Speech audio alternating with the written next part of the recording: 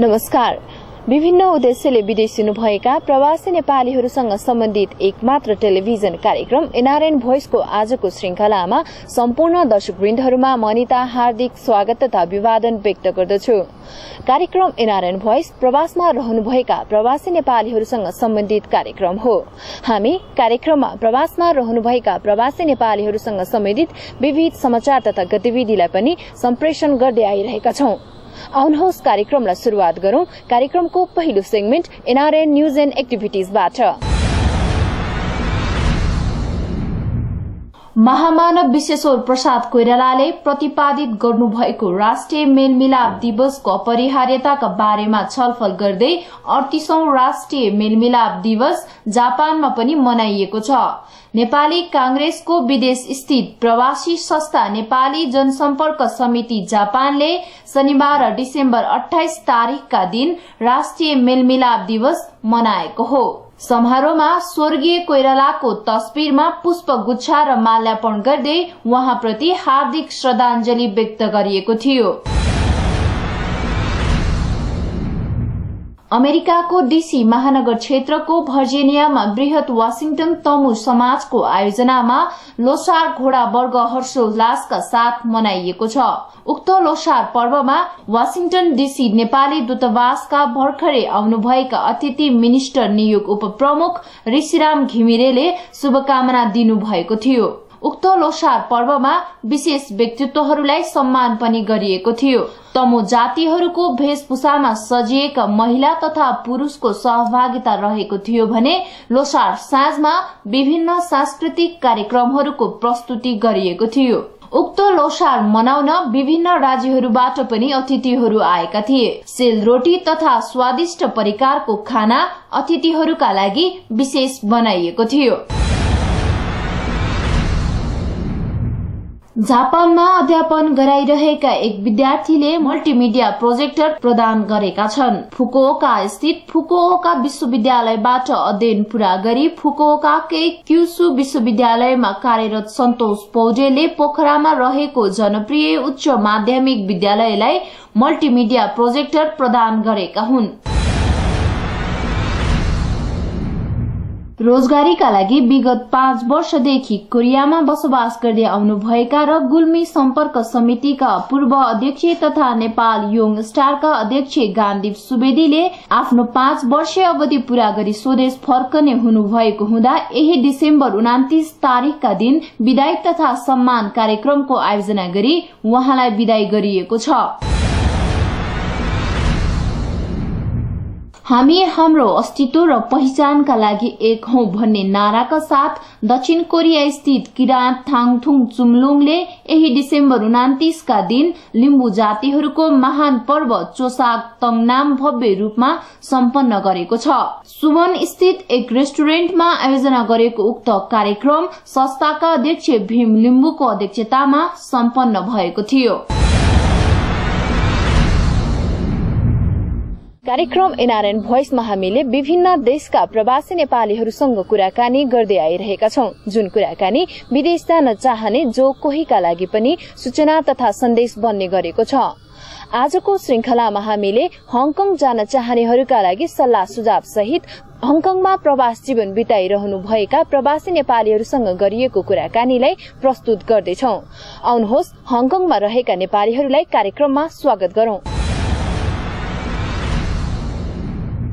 व्यक्तिगत मेरो आफ्नै कुरा भन्नुपर्दाखेरि म पहिला हङकङमै जन्मेको थिएँ। त्यसपछि बुवाको अवकाश पछि म नेपाल आएर अध्ययनहरू गरेँ र पछि म फेरि 1981 मा ब्रिटिश सैनिकमा जोइन गरेर फेरि हङकङ गएँ।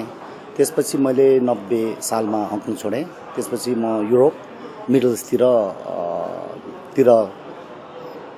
कामको लागि चाहिँ गएको थिएँ। अनि त्यसपछि फेरि अहिलेको बारेमा भन्नुपर्दा म परिवारसहित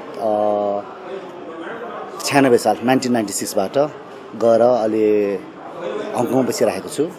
र सुरुमा मैले 8-9 वर्ष जति काम पनि गरेँ र अहिले मैले आफ्नै कम्पनी खोलेर बिजनेस सञ्चालन गरिरहेको छु। र मेरो विशेष के छन् ह्युमन रिसोर्सेस, म्यान पावर हो। र मैले हङकङकै नेपाली दाजुभाइ दिदीबहिनीहरू साथै चिनिया फिलिपिनो उनीहरूलाई पनि यो कन्स्ट्रक्सन निर्माण कार्यमा सिक्युरिटीमा बडीगार्ड ड्राइभिङ हरेकमा चाहिँ अनि यो होटेलतिर पनि लाउने गरेको छु र अर्को वैदेशिक रोजगारको सिलसिलामा अहिले नेपालको अर्थतन्त्रको मेरुदण्ड नै वैदेशिक रोजगारलाई मानिन्छ र त्यसको लागि मैले अहिले एकदमै एक्टिभली मकाउका 5 तारे होटलहरूमा झन्डै 1415जना नेपाली दाजुभाइ दिदीबहिनीहरूलाई वैदेशिक रोजगार दिन सफल भएको छु र नेपालीहरूको हङकङको बसोबासको कुरा भन्नुपर्दाखेरि प्रायः जस्तो नेपालीहरू पहिले त ब्रिटिस गोर्खा नै थिए र त्यसपछि यो झन्डै 87, 88, 1987, 88 पछि अहिले नेपालीहरू त्यहाँको जुन आइडी कार्ड बनिन्छ अथवा त्यहाँको रेजिडेन्स भिजा नागरिकता पाएपछि हामी बसाइसराई को सिलसिलामा झन्डै एकचोटि हामी 40,000 को हाराहारीमा थियौँ। त्यसमा पछि फेरि बेलायतले ब्रिटिस गोर्खालाई त्यहाँको चाहिँ रेजिडेन्सियल भिजा दिनुभएको कारणले गर्दाखेरि झन्डै 10,000 नेपाली दाजुभाइ दिदीबहिनीहरू चाहिँ त्यहाँबाट फेरि युके जानुभएको छ र अहिले हामी झन्डै 30,000 को हाराहारीमा छौँ र नेपालीहरूले हङकङमा के गरिरहेको छ भन्ने कुरामा नेपालीहरू हङकङमा अहिले बसाइसकेको यो फर्स्ट जेनेरेसन हो गर्दाखेरि सुरुमा अब सङ्घर्ष गर्नुपर्छ त्यो सबैलाई थाहा भएको कुरा हो र अहिले सबै हामी आफूले कसरी इस्टाब्लिस गर्ने तिर चाहिँ लागिरहेका छौँ र सुरुका दिनहरूमा सिप अनुभव अनि भाषाको कारणले गर्दाखेरि निकै अप्ठ्यारो थियो कामहरू भनेको जस्तो चाहिँ पाइने गरेको थिएन तर अहिले विगतका 10 वर्षमा नेपालीहरूले धेरै क्षेत्रमा तपाईको चाहिँ यो होटल व्यवसायमा निर्माणतिर पनि अनि तपाईको अरु यो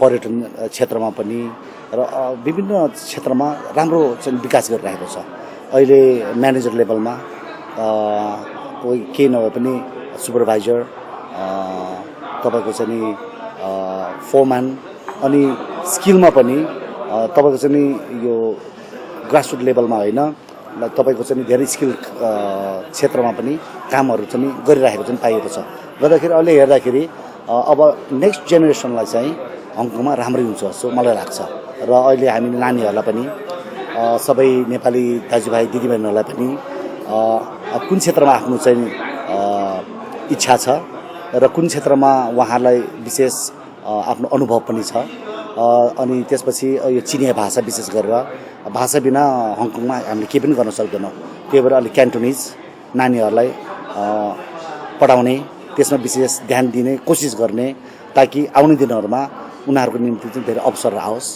आउने दिनहरूमा उनीहरूले अरूसँग पनि कम्पिट गरेर राम्रो क्षेत्रमा सफल हुन सकोस् भन्ने कुराहरूलाई मध्यनजर गर्दै हामीले त्यतातिर अनि हङकङ गभर्नमेन्टले पनि हामीलाई जुन अल्पसङ्ख्यक अथवा एथनिक माइनोरिटी भनेर जुन स्टेटस दिएको छ र हामी एथनिक माइनोरिटीको लागि धेरै नै इन्टिग्रेट गर्नलाई कसरी त्यहाँ राम्रो तरिकाले एउटा डिग्निफाइड सिटिजन भएर बस्नको लागि धेरै मद्दत गरिरहेको छ हङकङमा अहिले विगतका वर्षहरूमा हेर्दाखेरि अहिले सबैले राम्रै गरिरहेको छ मैले भनिहालेँ हङकङ त इन्टरनेसनल सिटी नै हो अवसरको चाहिँ त्यहाँ कुनै सीमा नै छैन it's a world of opportunities गर्दाखेरि नेपालीहरूको त्यहाँ राम्रै हुन्छ भन्ने मलाई विश्वास लागेको छ र कसरी हामीले नेपालीहरूलाई पनि इन्टिग्रेट गर्ने त कसरी नेपालीहरूको चाहिँ जुन चाहिँ लाइफस्टाइल छ त्यसलाई चाहिँ माथि लैजाने भन्ने कार्यक्रममै एनआरएन लागि परेका छौँ हामीले बेलामा नेपाली कार्यक्रमहरू नेपाली भाषा संस्कृति परम्परालाई कसरी हामीले संरक्षण सम्वर्धन गर्न सक्छौँ भन्ने खालका चाहिँ कार्यक्रम गरिरहेका छौँ र हामीले अब हङकङबाट नेपालको लागि यस्तै खालको सिप हाम्रो अनुभवहरू त्यसपछि जुन कमाएको पुँजीहरू छ त्यसको लगानी पनि कसरी गर्ने र कति साथीहरूले ब्याङ्किङ सेक्टरमा इभन एयरलाइन्समा अब फरेन इम्प्लोइमेन्टमा अनि टुरिज्ममा चाहिँ गरिरहेको छ गर्दाखेरि यसमा पनि हामी लागि परेका छौँ र मलाई जहाँसम्म लाग्छ नेपालीहरूकै जीवनस्तर माथि बढाउन र नेपाललाई पनि समृद्ध बनाउन हङकङ बसोबास गरिरहेका नेपालीहरूको ठुलो भूमिका छ। अहिले हङकङको नेपालीहरूको अवस्था चाहिँ हामी गर्वको साथमा भन्न सकिन्छौँ कि चाहिँ विश्वमा छरेर जति पनि बसेका नेपालीहरू छ त्योमा चाहिँ नम्बर 1 मै नै अहिले नेपालीहरूको एभरेजमा चाहिँ नेपालीहरूको चाहिँ अवस्था छ। उहाँ चाहिँ कुनै अरू देशको जस्तो चाहिँ जुन किसिमको चाहिँ राइटहरू नपाएको छ त्यो चाहिँ हाम्रो हङकङमा चाहिँ ह्युमन राइट छ, लेबरको राइट छ। त्यस कारण चाहिँ उहाँहरूलाई चाहिँ कुनै समस्या छैन। त्यस्तो एजुकेसन फेसिलिटी चाहिँ हङकङको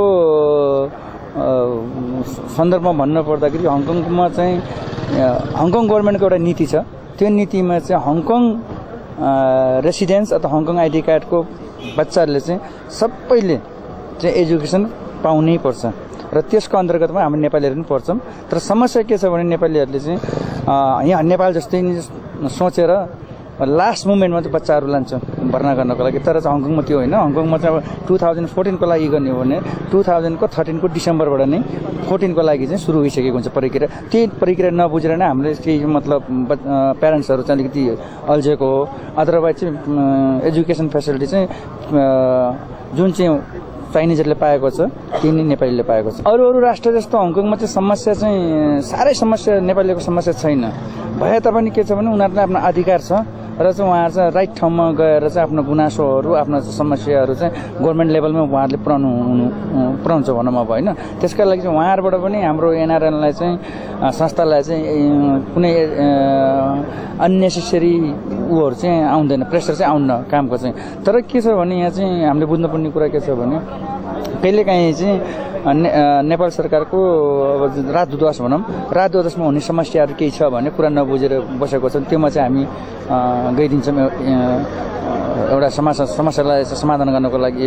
अर्को चाहिँ कुनै नेपालीहरूको एकदम इस्युज चाहिँ एगेन्स्ट हङकङ ल अथवा गभर्मेन्टको एगेन्स्टमा भएको छ भने त्यस विषयमा चाहिँ हङकङ गभर्मेन्टले हामीलाई बोलाउँछ र चाहिँ हामीलाई चाहिँ यो के हो भनेर चाहिँ त्यसको चाहिँ हामीले जवाब दिनुपर्छ र त्यो दिइराखेका छौँ हामीले। हङकङमा चाहिँ काम गर्नको विषयमा चाहिँ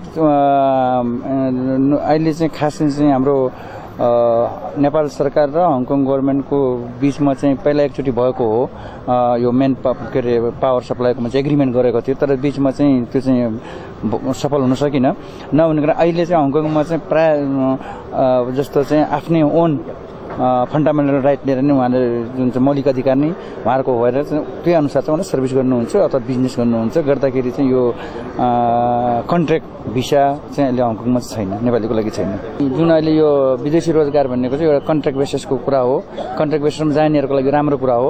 र हामी पनि के भन्दैछौँ भने हङकङमा पनि कन्ट्र्याक्ट चाहिँ मतलब भन्नाले चाहिँ नेपालीहरूले चाहिँ जान पाओस् र त्यो चाहिँ यिनीहरूले गर्न सक्नु पर्यो। कि मतलब नेपाल सरकारलाई चाहिँ एउटा चाहिँ मतलब डेसिङ गरेर चाहिँ ल हङकङसम्म चाहिँ एउटा सम्झौता गर्नुहोस् र चाहिँ किनभने उहाँको स्यालेरी राम्रो छ एकदम अरू देशको भन्दा स्यालेरी एकदम राम्रो छ उहाँको। जस्तो गर्दाखेरि चाहिँ त्यसो अरू देशको गइराखेको छ र चाहिँ नेपालीहरूले पनि पाउनुपर्छ भनेर र हामीले पनि एनआरएनले पनि र केही हङकङको लोकल संस्था नेपाली संस्थाहरूले पनि हङकङ गभर्मेन्टलाई घचघचाइराखेका छौँ कि होइन हाम्रो देशबाट पनि ल्याउनु पर्यो, तिमीहरूले डोमेस्टिक हेल्परमा हुन्छ कि स्किल लेबरमा हुन्छ कि ल्याउनु पर्यो भनेर त्यो चाहिँ अलिकति जहाँसम्म आशा छ 2014 तिर चाहिँ अलिकति केही हुन्छ कि हङकङ गभर्मेन्टले दिएको आश्वासन। हङकङ आउनेहरूलाई चाहिँ मेरो सजेसन के छ भने अब विशेष चाहिँ अब हङकङमा आइडी कार्डको कुरा हो। यदि आइडी कार्ड छ भने वेलकम छ। अदरवाइज चाहिँ अब कसैकोले चाहिँ म हङकङ पुऱ्याइदिन्छु यो गर्छु यस्तो भने चाहिँ इलिगल तरिकाले गरेको छ भने त्योमा चाहिँ त्यो जालमा चाहिँ नफस्नुहोस्। त्यो चाहिँ असम्भव कुरा र हङकङमा चाहिँ विदाउट आइडी कार्ड चाहिँ इनकेस छिरिहाले तापनि काम चाहिँ पाउन्न गर्दाखेरि त्यस कारण त्यसो जालमा छिर्न भएन र घुम्न आउनको लागि चाहिँ वेलकम छ उहाँहरूलाई चाहिँ। र केहीसम्म हङकङ आएर केही समस्या पऱ्यो भने एनआरएनलाई सम्झ्यो भने हामीले नेपालबाट जाने टुरिस्टहरूलाई हामीले समस्या चाहिँ हल गरिदिन्छौँ। त्यही मेरो नाम शान्ति राई हो। ओरिजिनली मेरो ग्रान्ड प्यारेन्ट्स चाहिँ सोलुखुम्बु सगरमाथाबाट हो But then I was born in Hong Kong and most of my life मैले बाहिरै बिताइरहेको छु र कन्टिन्युसली अहिले म 16 इयर्स भयो हङकङमा बसेको म हङकङ युके बसिरहेको छु हङकङ एक्चुअली अपर्च्युनिटी खोज्नको लागि धेरै राम्रो छ हैन तपाई त्यहाँ गएपछि you can change your lifestyle you can change your future everything career wise हुन्छ कि बिजनेस वाइज हुन्छ कि it's very open to everyone त्यसले गर्दाखेरि if you have a dream and if you would like to accomplish tapako goal cha bhane definitely you can go there and you can achieve it but depends on individual Hong Kong matra na bhayera junai thauma pani if you are heading to somewhere out of your home out of your city or your town or your country you have to be well prepared हैन तपाई आफ्नो comfort zone level बाट बाहिर गएपछि you have to be prepared especially Hong Kong को लागि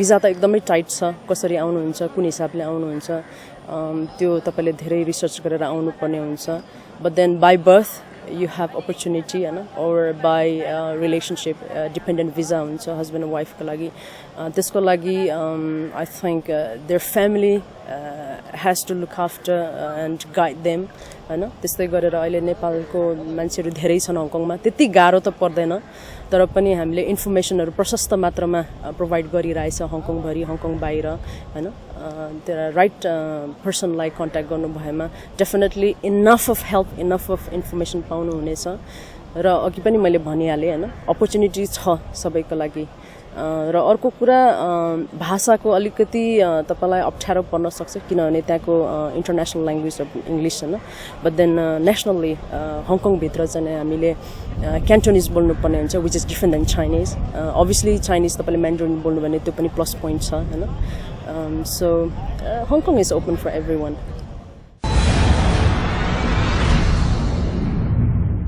प्रवासमा आफ्नो व्यस्त जीवनका बावजुद पनि प्रवासी नेपालीहरूले एक आपसमा सद्भाव साट्न विभिन्न सांस्कृतिक तथा मनोरञ्जनात्मक कार्यक्रम आयोजना गर्ने गरेका छन् कार्यक्रम एनआरएन भोइसको एनआरएन इन्टरटेनमेन्टमा हामीले प्रवासी नेपालीहरूले विदेशी भूमिमा बिताएका तिनै रमाइला पलहरूलाई सम्प्रेषण गर्दै आइरहेका छौं आउनुहोस् हेरौं एकैछिन यो रमाइलो प्रस्तुति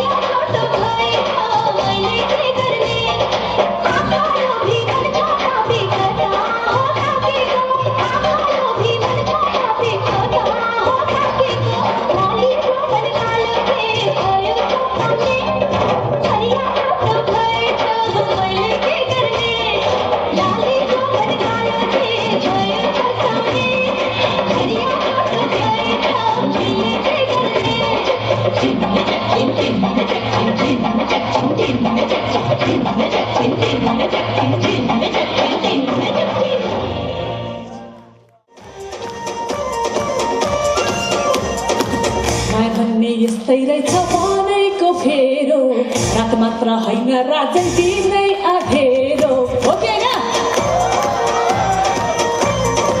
माया भन्ने यस्तै रहेछ मनैको फेरो रात मात्र होइन राजन दिनै अधेरो कसिँदै जान्छ झन्झन हुन्छ नि बेहाल नारीको भन्न चाह झुठो माया जा परे झुठो माया जा माया भन्ने यस्तै रहेछ मनैको फेरो रात मात्र होइन रातै दिनै अधेरो कसिँदै जान्छ झन्झन हुन्छ नि बेहाल झुठो माया जा परे झुठो माया जा हो कि हैन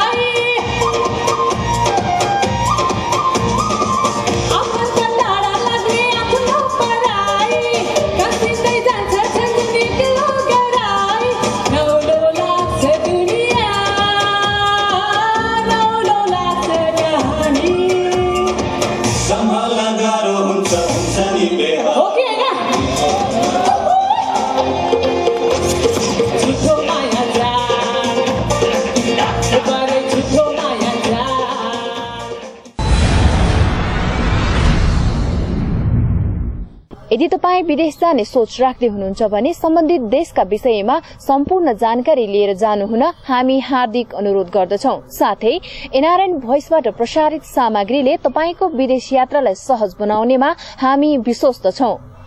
हवस् त कार्यक्रमबाट बिदा माग्ने समय भइसकेको छ। कार्यक्रमप्रति कुनै सल्लाह सुझाव तथा प्रतिक्रिया छन् र प्रवासमा रहनुभएका प्रवासी नेपालीहरूसँग सम्बन्धित कुनै समाचार तथा गतिविधि छन् भने हामी यस ठेगानामा अपेक्षा गर्छौं।